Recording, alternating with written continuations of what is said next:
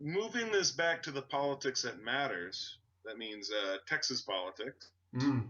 It came to my attention this week. I read a Texas Monthly article written by Robert Draper on the future of Battleground, Texas. This They just marked the organization that's been trying to turn Texas blue marked its second anniversary. And the question Draper poses in the article is, does the organization have a future? Will, if Battleground Texas wants to turn Texas blue, what are they going to have to do? Well, looking at this article, my only real opinion was that it was incredibly short-sighted. The only fault that Battleground Texas has at this point is that they started after 2012 election. And historically, we know that midterms after the president's re-election are historically bad for his party. Democrats took a walloping in this low turnout election. 36% of the country turned out to vote, 36% of eligible voters, that is, turned out to vote. It's the lowest in 70 years. The idea that we can take the Democrats getting their asses kicked in a midterm election like this and extrapolate that Battleground Texas has failed is just wrong. For example, so far Battleground Texas has registered about 100,000 new voters. 100,000 new voters. Now, granted, maybe they didn't turn out to vote, okay? But the margin between Greg Abbott and Wendy Davis was only 1 million votes. So the idea that this is a long game, that we're investing here in mutual funds, not day trading, is really the only takeaway that I have from this story, which honestly I thought was a little bit shallow. I think you hit the nail on the head. She goes on in the article. He talks about the failure of the Davis campaign to mesh. That's a Wendy Davis campaign to mesh with Battleground Texas. Their goals and their crosshairs got mixed up just a little bit. On one point, he talks about how the Davis campaign for governor was looking to win that year. In Battleground Texas was looking to build something to win in 2016 or 2020. So if your goal is to win in 2014, then I think by every objective standard on that, it was an abject failure. She did worse she did worse than Bill White did running against Rick Perry back in was it 2008, 2006, right? Mm-hmm. Yeah, 2008. And part of the reason for that that the article doesn't quite get 2010. to, Democrats blame that on low voter turnout and bad election. ID voter ID laws. It's particularly difficult for groups like Battleground Texas to register people to vote because they're only allowed to do that in the county that they're registered in. But even then, as you said before, even amongst the people they registered, there was a low turnout.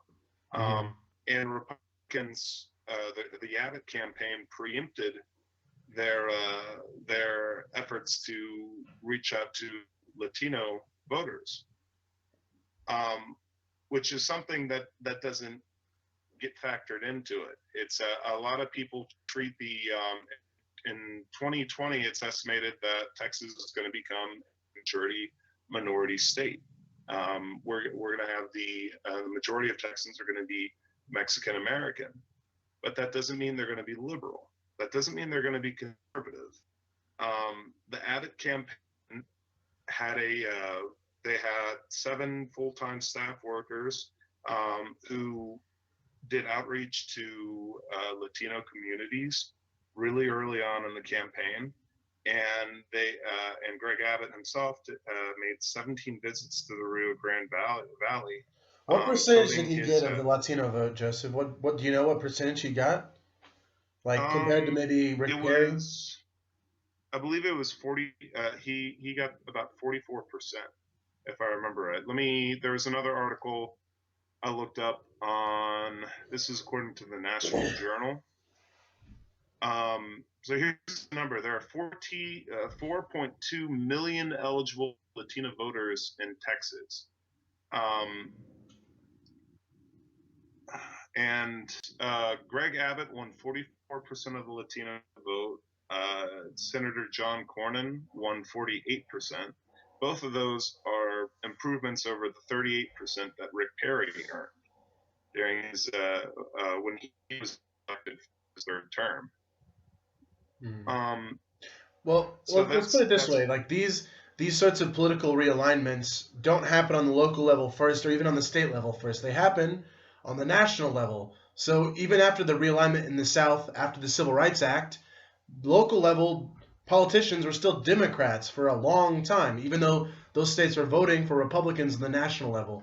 The first Democrat to be elected on a statewide level in Texas is not going to be the governor of Texas, likely. It's going to be the president of the United States. It's going to fundamentally change the state. So like this, we're getting into the nitty gritty here, but I just don't think that this governor's race in a low turnout midterm election is indicative of really anything. What's going to really indicate whether the Democrats are making progress is how are they on the national level in the 2016 election, in the 2020 election. Is the number inching closer to a dead heat? And what do you make of those trends? Do you see the trend voting well for Battleground Texas and their I mean, against the blue? I do. Over time, I do see. Right now, obviously, there's no progress to be shown except registering new voters. Okay, but when those voters do turn out to vote, presumably in 2016 for the first time, we'll have a better metric of what we can say whether or not their plan is working or not. And to be honest, if we've got Greg Abbott repeating the kind of actions of Rick Perry, sending dorks down to the border to try to enforce the immigration policy of the state of Texas, and this general animosity towards Latinos in policy, not just in rhetoric, then I still see a completely possible potential. It might not be this cycle. It definitely won't be 2016. All right, and it probably won't be 2020. But looking forward, 2024, 2028, I see it. I can see the potential brewing here. Well, there is potential for the Democrats in Texas. I mean, it wasn't.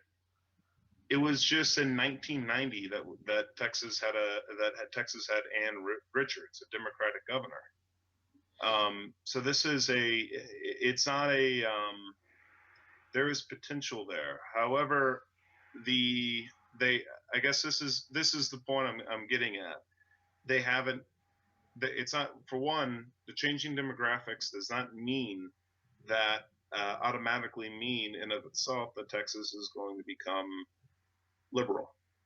I think that's something that a lot of people just blanketly assume.